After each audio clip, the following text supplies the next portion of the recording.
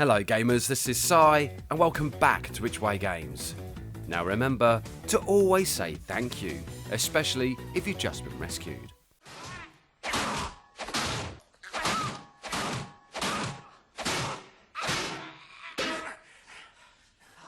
And with that being said, let's get on with the video.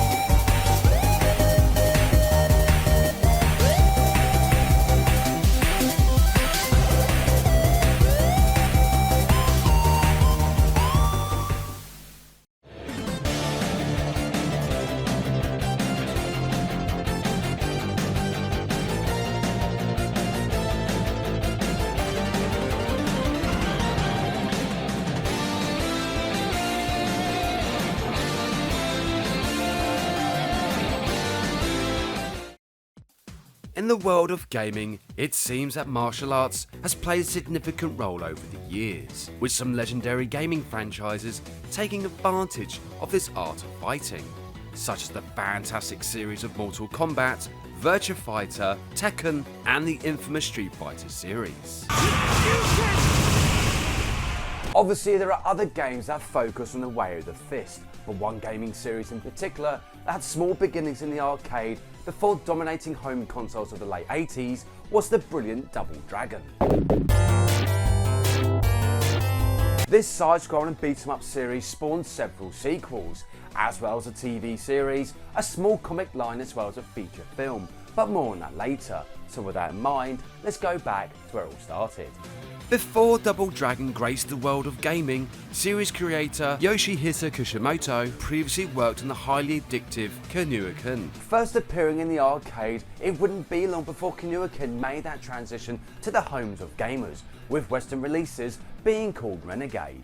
Renegade had gamers controlling Mr. K as he fought several gang members in order to save his girlfriend, and from this the foundations of what would become Double Dragon was created. Now the Kinuaken series of games was very popular, and Kishimoto wanted to release more games from the series to Western gamers. However, there was one small problem. Oh, really? Due to the time constraints of localization, Kishimoto was up against the wall, but luckily Technos Japan came up with an idea. They gave Kishimoto the task of creating a new fighting series that would appeal to Western gamers, but still retain the fantastic gameplay of the Kinuaken series. Double Dragon hit the arcades with a bang, capturing the attention of arcade gamers who found themselves throwing money at the arcade cabinet in order to beat this fantastic game. I am invincible!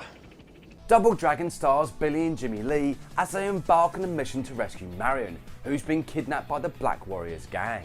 Gameplay has gamers controlling either twin as they embark on an adventure through 4 stages mixed with different enemies, some environmental dangers, as well as larger than life bosses. Double Dragon found itself becoming a legend within the arcade, and several ports were made for various gaming systems. With each version that appeared on various home consoles at the time, the main core dynamic remained the same. Gamers would battle their way through numerous stages and defeating enemies. But if gamers play cooperatively, either in the arcade or at home, they would have to deal with that final encounter. Double Dragon was such a success with gamers of the arcade, as well as those at home, that in just over a year, Double Dragon 2 The Revenge was released. In the second game, Billy's girlfriend Marion has been shot to death by Willie, the leader of the Black Warriors. Taking everything that made the original fantastic, Double Dragon 2 was filled to bursting point with more enemies, more power-ups, and even more abilities in the art of fighting for Billy and Jimmy Lee.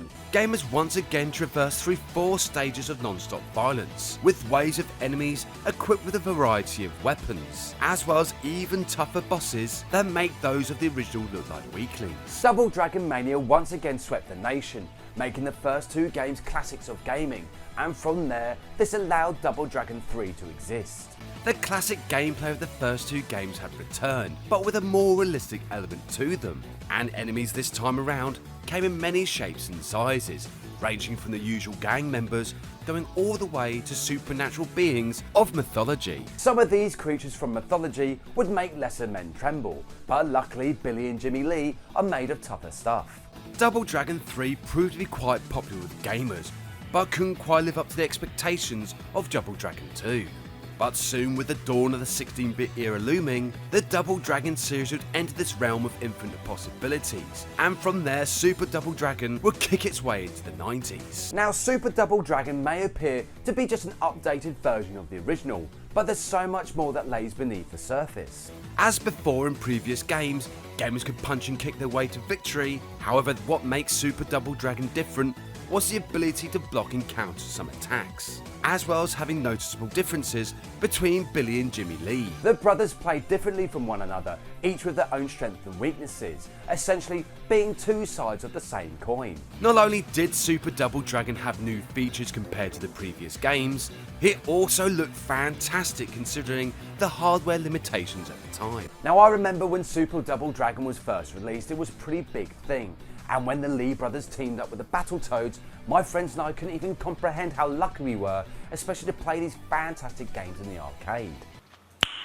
Nice. Now, when it came to Double Dragon 5, some gamers were left confused. What happened to number 4? And to add even more confusion to the mix, the gameplay style had changed. Gone was the side-scrolling beat-em-up style, and in its place was a fighting game with a roster of fighters from the Double Dragon universe. With this new look, it was very similar to other fighting games of the early 90s. Double Dragon 5 was clearly trying to compete with other fighting games of the time, such as Mortal Kombat and the fantastic Street Fighter 2. And both of these gaming series had films on the silver screen, as well as short-lived cartoons, and it was no surprise to see the Double Dragon franchise follow suit. However, the film and cartoon are based on the 5th installment of the Double Dragon series, which ended up being panned by critics, but luckily it did star Mark Dacascos, who has appeared in the fantastic Brotherhood of the Wolf and the amazing Crying Freeman. From that point, the Double Dragon series went on a slight hiatus, and even though it was a port made for the Game Boy Advance, it wasn't until the 21st century that gamers got a brand new Double Dragon game. With the era of the 80s making a bit of a comeback, the original Double Dragon came punching and kicking its way into the 21st century in the form of Double Dragon Neon. The Lee brothers were back, but this time going up against a new foe called Skullmageddon. The nostalgia of the original took gamers back to the point where they may have first encountered the Double Dragon series, but with a new slick look that was just oozing 80s nostalgia. The era of big hair and neon lights has become retro, yet modern at the same time. The gameplay that had made the originals legends within gaming had returned, but this time around, gamers were given the chance to customise Billy and Jimmy Lee. Now for those gamers that were confused in the 90s when the Double Dragon series went from 3 to 5, this was soon rectified when Double Dragon 4 was released 27 years later. Double Dragon 4 picks up after the events of the third game, maintaining the same gameplay that's made the series popular with gamers. Despite doing its best, Double Dragon 4 wasn't that well received, with gamers going back to the originals, but my question for you guys at home is, which is your favourite? Overall, the majority of the Double Dragon games have gone down in history as true classics of gaming, with gamers classing the first 3 as legendary. Hopefully in the future, gaming will see the return of Billy and Jimmy Lee, but perhaps this time the Double Dragons will team up with Axel Stone and Blaze Fielding. Together they could clean up the streets of various cities from around the world, while uncovering the truth behind some mystical tales of mythology. Maybe they'll uncover a portal to a new dimension, or stumble upon the dragon that slumbers deep within the earth. Either way, gamers will wait with high anticipation for the return of the Double Dragons. Anyway, come back next time where a war veteran has to fight for his life against an evil army. But what are these rumours of the occult and the supernatural? Thank you so much for watching, and see you next game.